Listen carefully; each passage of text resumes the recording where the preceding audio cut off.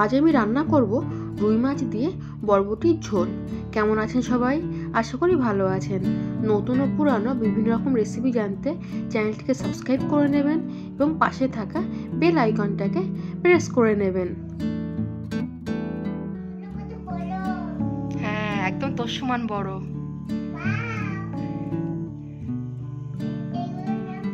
ওগুলোকে বরবটি বলে। হ্যাঁ, আজকে বরবটি দিয়ে মাছের ঝোল করব। তুমি খাবে? দাও।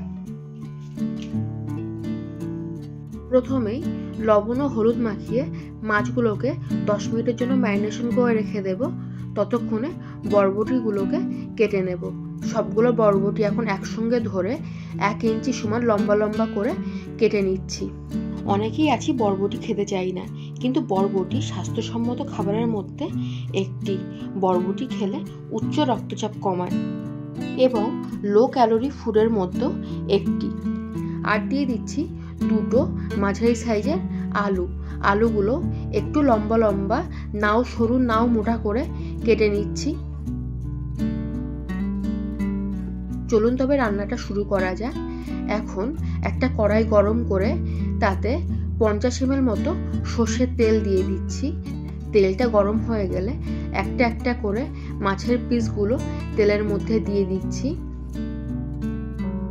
মাছগুলো এপাশ ওপাশ উল্টে বেশ লাল লাল করে ভেজে নিচ্ছি। ব্যাস, মাছগুলো বেশ লাল লাল করে ভাজা হয়ে গেছে। এখন মাছগুলো তুলে নিচ্ছি।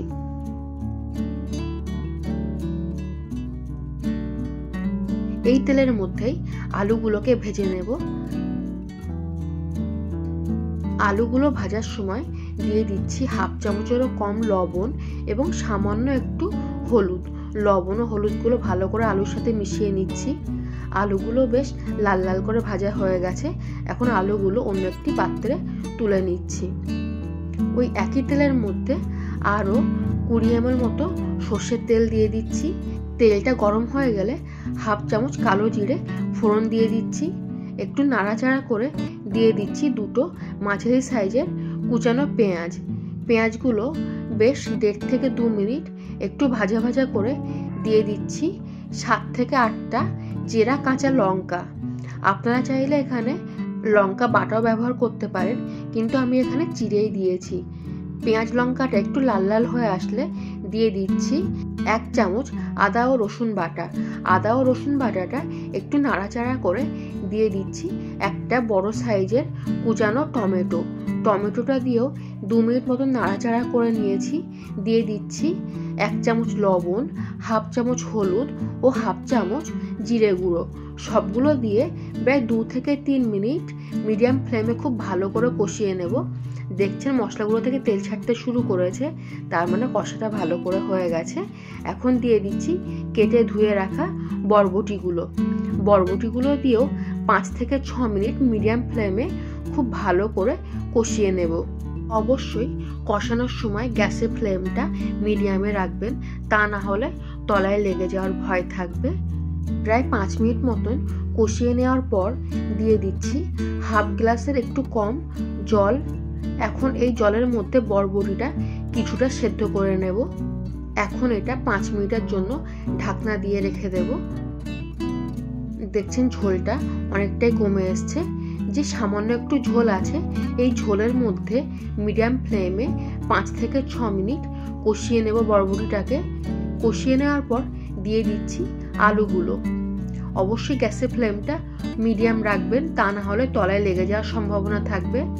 আলুটা দিয়েও বরবটিটা প্রায় 2 থেকে 3 মিনিট খুব ভালো করে কষিয়ে নেব। ব্যাস, আলু ও বরবটিটা খুব ভালো করে কষানো হয়ে গেছে। দিয়ে দিচ্ছি 1 গ্লাসেরও একটু বেশি জল। ঝোলটা একটু বেশিই দিচ্ছি, কারণ এখনকার বরবটিগুলো গলতে একটু দেরি হয়। ফিরে আসছি 5 মিনিট পর। ঝোলটা একটু কমে এসছে। এখন দিয়ে দিচ্ছি ভেজে রাখা রুই মাছগুলো। রুই মাছগুলো দিয়েও আবার 3 থেকে 4 মিনিটের জন্য ঢাকনা দিয়ে জাল করে নেব। ঝোলটা অনেকটাই কমে এসছে, দেখতেই পাচ্ছেন। এই অবস্থায় একটু নেড়ে চেড়ে গ্যাসের ফ্লেমটা বন্ধ করে ঢাকনা দিয়ে রেখে দেব বেশ কিছুক্ষণের জন্য। ভিডিওটি ভালো লাগলে একটা লাইক করে দেবেন এবং কমেন্টে অবশ্যই জানাবেন কেমন হয়েছে।